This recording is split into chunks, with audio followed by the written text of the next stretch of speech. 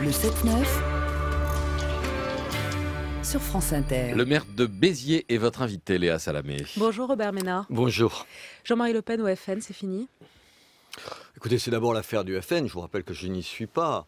Vous êtes allié, on le rappelle, vous êtes élu sous la couleur bleu marine. Non, non, absolument pas. J'ai été élu avec le soutien du Front National. Je ne suis pas membre du Rassemblement bleu marine.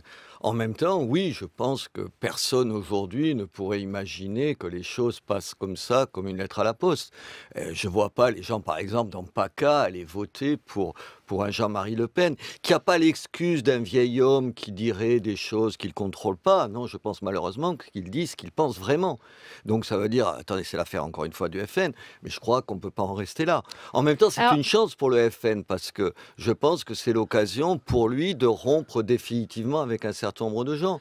Et pour Marine Le Pen, qui incarne autre chose que son père, je pense que c'est l'occasion de tourner définitivement une page. Donc je pense que ça peut être, oui, une chance pour le Front National et pour la France. On va en parler du fond, mais sur ça, vous dites que c'est l'occasion de tourner une page. Marine Le Pen parle de rupture, elle évoque des sanctions. Alors elle ne va pas le soutenir en PACA, soit. J'ai envie de vous dire la belle affaire, il est déjà député européen. La vraie sanction, c'est l'exclusion du FN. Est-ce qu'il faut exclure Jean-Marie Le Pen du Front National? Encore une fois, c'est l'affaire des militants du Front National. Qu'est-ce que vous en pensez, vous, la seule chose que j'en pense, moi, vous, Robert Ménard, c'est que j'ai vu des gens exclus du Front National pour des propos infiniment moins graves que cela.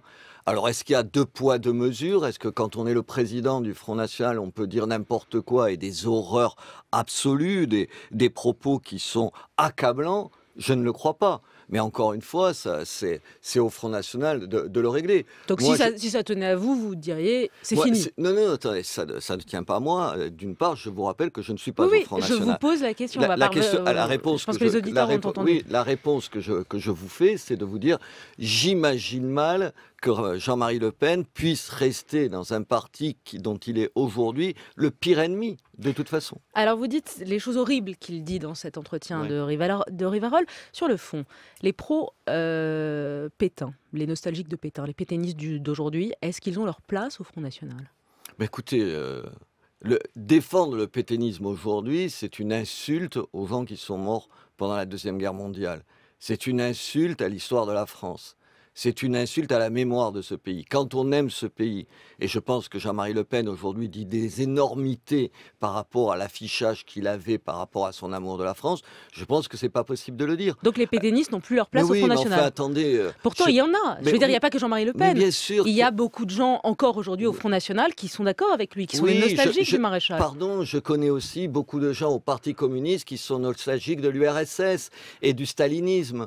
Est-ce que ça veut dire que je réduis aujourd'hui le Parti communiste au stalinisme? Non. Est-ce que vous pouvez réduire, comme je viens de l'entendre dans l'édito tout à l'heure, le Front National aux eaux brunes? Il manquait plus que la bête immonde. C'est stupide, parce que ça ne rend pas compte de l'adhésion des gens au Front National. Pardon de vous le dire, monsieur Legrand, mais à Béziers, s'il y a autant de gens qui ont voté pour moi aux dernières cantonales, encore plus qu'au municipal, c'est que personne ne peut réduire le discours que je tiens, que je partage avec le Front National à 80%, à un discours sur le fascisme, la xénophobie. J'ai dit que c'était un discours de protestation, une adhésion à une protestation. C'est pas une adhésion à une protestation. On a un programme. Moi, je défends un programme dans ma ville. Quand je défends... Quand Marine Le Pen parle de l'Europe blanche de Poutine, chrétienne, voilà, c'est les mêmes eaux brunes. Non. Peut-être pas vous, je parle de Marine Le Pen. Enfin, c'est un peu facile. Robert Ménard, répondez-moi sur une autre déclaration de Jean-Marie Le Pen dans Rivarol. Il est donc favorable à ce dont parle Thomas Legrand, cette grande alliance avec la Russie, de Brest à Vladivostok, qui serait basée sur une unité de civilisation, cette Europe boréale, comme il appelle, pour sauver le monde blanc. Est-ce que ce sont des mots que vous pourriez reprendre? Mais c'est d'une stupidité rare. Qu'on ait envie de se dire que M. Poutine, dans le jeu politique international, doit être peut-être à un moment donné un allié de la France pour la France qui se veut à distance des uns et des autres, bien sûr.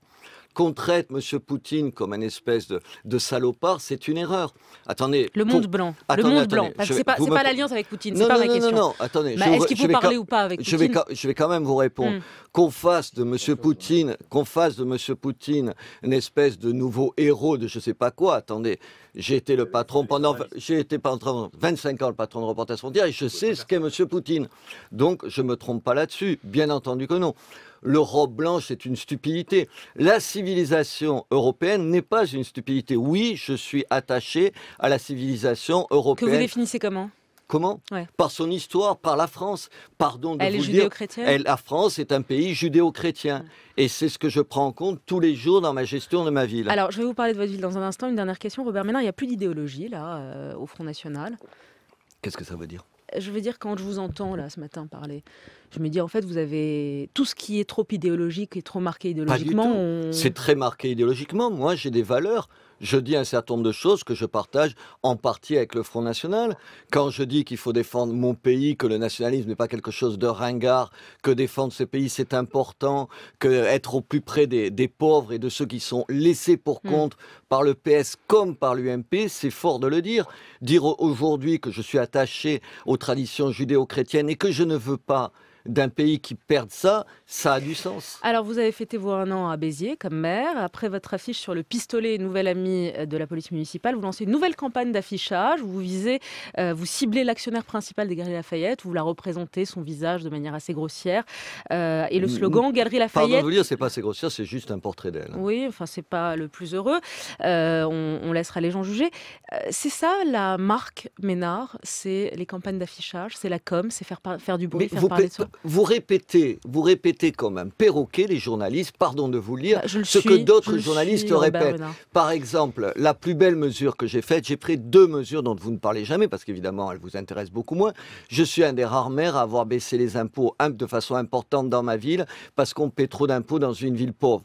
Vous n'en parlez pas. Je suis un maire qui a mis en place une mutuelle pour les plus pauvres. Et oui, aujourd'hui à Béziers, on est la seule ville en France où si vous êtes habitant, vous payez une mutuelle la moitié du prix des autres mutuelles. C'est important. Et sur la campagne Galeries Lafayette ? Et les Galeries Lafayette. Attendez, un groupe qui nous explique à longueur de temps qu'il défend les valeurs familiales et qui se comporte comme il se comporte par rapport aux employés de son magasin à Béziers par rapport à la ville, oui, je trouve que c'est pas bien. Campagne de com. Mais non, c'est une campagne, c'est un rapport de force par rapport à un groupe. Et d'ailleurs, je vois, je vous le dis tout de suite, son représentant tout à l'heure à 17h, et je pense qu'il a compris qu'on ne pouvait pas en France faire n'importe quoi. Voilà, c'est tout. Est-ce que vous êtes attribué un budget com de plus de 700 000 euros ? Pardon de vous dire que vous répétez comme un perroquet quelque chose que vous n'avez pas vérifié, parce que le budget com cette année a diminué par rapport à l'an dernier. Le budget com ? Eh oui, le budget com. Mais ça, il faut encore prendre la peine d'aller regarder les chiffres, de les comprendre et de les analyser. Robert Ménard était notre invité ce matin. Belle journée à vous.